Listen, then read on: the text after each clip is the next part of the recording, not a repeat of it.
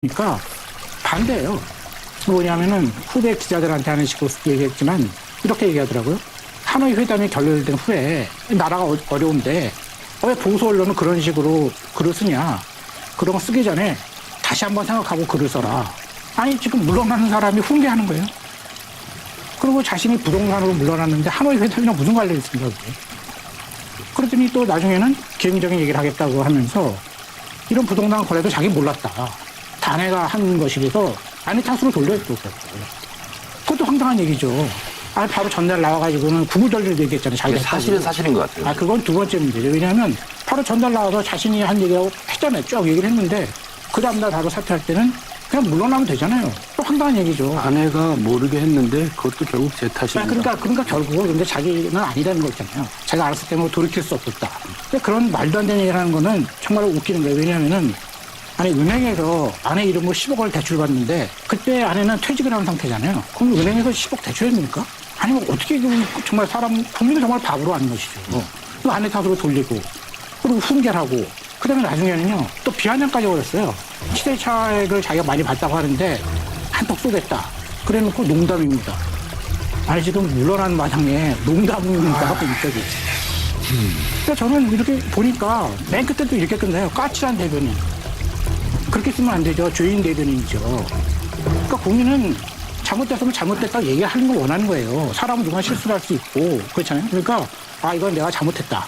그리고 내가 정말 여러 사람한테 누를 끼쳤다. 이런 중요한 자리에 있었는데 정말 죄송하다.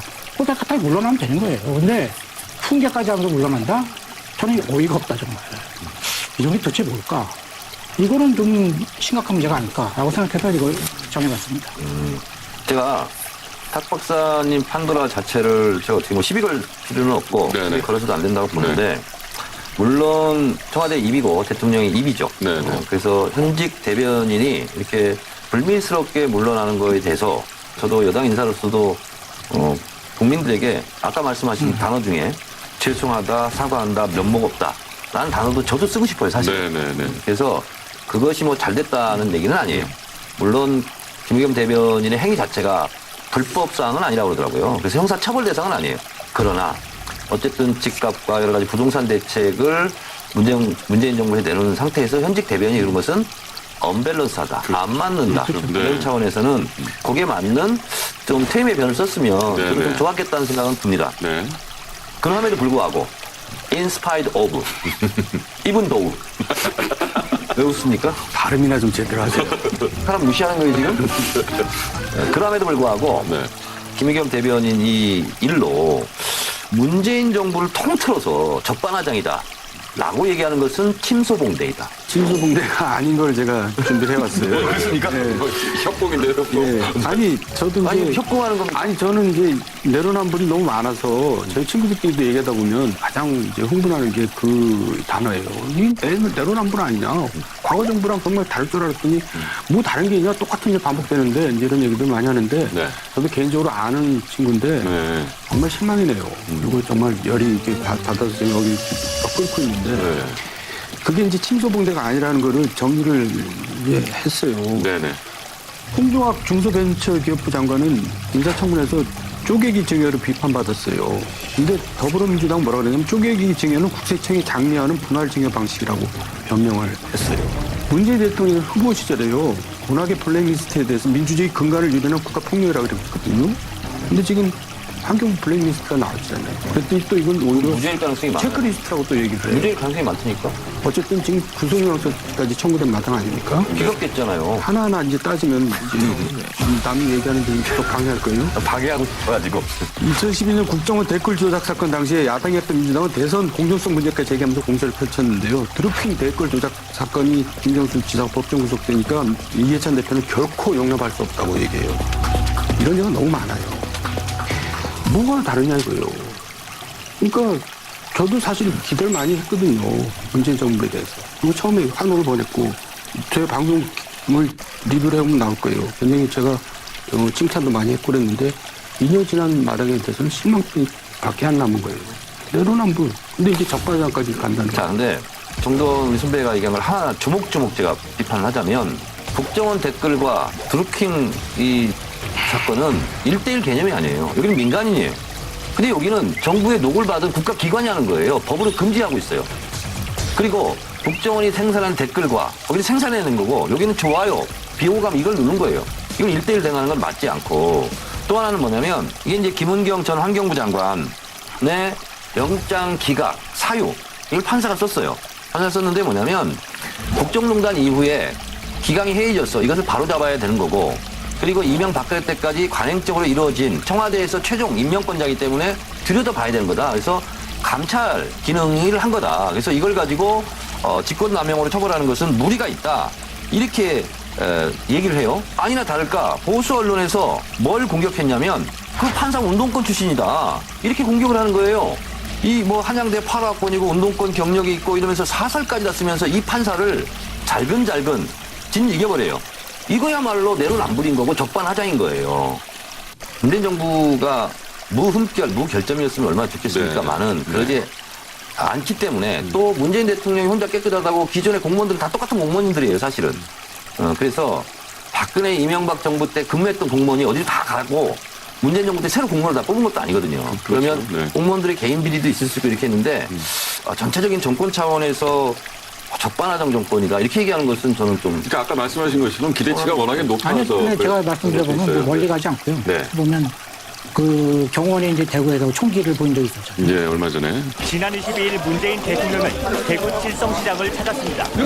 하태경 바른미래당 의원이 자신의 SNS에 기관 단총을 노출한 청와대 경호원의 사진을 올리면서 논란이 시작됐습니다. 하 의원은 기관 단총 노출 행위는 경호수칙 위반에 해당한다며 청와대가 국민에게 사과해야 한다고 요구했습니다. 청와대는 즉각 해명에 나섰습니다. 대통령과 시장 상인을 보호하기 위한 지극히 당연한 업무 수행이었다며 반박했습니다. 저는 정부가 어쨌든 경호 과정에서 총을 노출시켜서 국민들한테 불안감을 주고 위압감을 줬다면 사과를 하는 걸로 끝나는 거예요. 재발을 하지 않도록 하겠다. 그죠? 그럼 끝나는 것인데 오히려 전 정권도 했는데 왜 우리를 문제 삼느냐. 그런 건 아니죠. 그러니까 박사님은 거두절미하고 중간에 어떤 게 있었는지를 생략하고 얘기하니까 그렇게 비약을 하는 거예요. 아니, 그 비약이 뭐냐면 하태경 의원이 이건 경호규칙 위반이라고 먼저 공격을 했어요. 경호규칙을 위반한 건 아니다. 1차 해명을 했고요. 근데 자유한국당에서 뭐냐면 시민들을 무슨 대상으로 총을 겨눴느니 그 말이 안 되잖아요. 그러니까 그게 아니다. 전 정권에도 이렇게 다 했다. 자유한국당에서 공격한 게 너무 과도한 그러니까 거예요. 지금 오해하시는 건데 저는 자유한국당 사람이 아니고요. 대구 사람도 아니고 아무 사람이 아니에요. 아니 자유한국당에서 그렇게 공격을 하니까 방어를 이렇게 한 그게 거죠. 무슨 말이냐면요. 청와대는 자유한국당을 상대로 하는 파트너가 아니에요. 국민을 상대로 하는 거죠. 자유한국당의 파트너는 민주당이잖아요. 그죠? 그건 민주당에서 처리할 문제고. 그럼 자유한국당이 청와대 공격 안 합니까? 아니 할 수 있죠. 당연히. 민주당만 공격합니까? 지금 그 청와대 공격한 게 아니라 경호에 뭔가 문제가 있다고 청와대 얘기한 공격한 거죠. 민주당 공격한 게 저는 아니죠. 자유한국당이 문제 얘기했다고 전혀 상관하지 않아요. 제 얘기를 하는 하셔야죠. 거예요. 제 얘기를 하는 거예요. 그렇게 되면은 그게 잘못됐으니까 재발하지 않도록 하겠다고 끝나는 건데 전 정권 됐다 이러면 이제 이상해지는 것이고 또 하나 뭐냐면 경호수칙을 위반했다고 하니까. 그러니까요. 그리고 또 이런 거 있잖아요. 외국에 가서 이제 인사말 실수를 했단 말이에요. 네. 그러면은 그거 실수했는데 그건 우리의 잘못이었다. 그리고 서명이 그렇게 얘기했어요. 끝나면 되는데 그 다음에 탁현민 전 행정관이 또 얘기를 한 거예요. 아니, 말레이시아에서는 아무 항의를 안 하는데 공식적으로 그걸 왜 문제를 삼느냐. 그게 적반하지 않는 거죠. 아니 말레이시아에도 그럼 그걸 항의하겠습니까? 이게 탁현민이 근데 문재인 정부입니까? 아니 그게 한 사람이? 아니라 그 한 사람이 얘기한 걸 가지고 문재인 정부는 적반하장이다. 그러니까 또 누가 얘기하면 문재인 정부 적반하장이다. 그러면 아니 잠깐 들어보세요. 예. 아니 탁현민은 이미 그런 말도 아니에요. 아니에요. 지금 청와대 자문위원이잖아요. 그렇잖아요. 그런 그렇죠. 왜 그 인정하셔야죠. 그러면 청와대 대변이 그런 짓을 하면은 그 대변의 개인 잘못이니까 뭐 청와대 아무 책임 없네. 아니 그래서 이제 사퇴를 하는 건데. 그러니까 무슨 말이냐면요. 그런 것이 경중이라는 게 있어요. 그러니까 예를 들면 국무총리가 잘못했다. 그럼 문재인 정부를 대놓고 공격할 수도 있어요. 아니 근데 탁현민이 뭐라 하겠다. 문재인 정부가 이렇다. 누가 이렇다. 문재인 정부가 이렇다. 아니 보세요. 그 외교회가 문정인 특보가 얘기를 하면은 그게 청와대 입장을 반영한다고 보잖아요. 그럼 누가 개인이 얘기했다고 봅니까? 그렇죠? 그럴 수도 있고 안 그럴 수도 있는 그렇잖아요. 무슨 얘기냐면 제가 말씀드리고 싶은 거는 그 외교 문제에 관해서 이 총리께서 국회에서 정식으로 답변하셨어요. 그 문제에 관해서 그거는 주의력이 떨어진 있었다 그런 직원이. 저는 잘못했다고 생각해요, 저는. 그러니까 제 얘기는 뭐냐면 그렇게 총리께서 말씀하셨으면 그걸 끝나야 되는 거죠. 과도예요. 그건 너무 누가 봐도 그건 과도예요. 탁현민이 하나 했다고 해서 문재인 대통령을 상대로 문재인 정부가 적반하장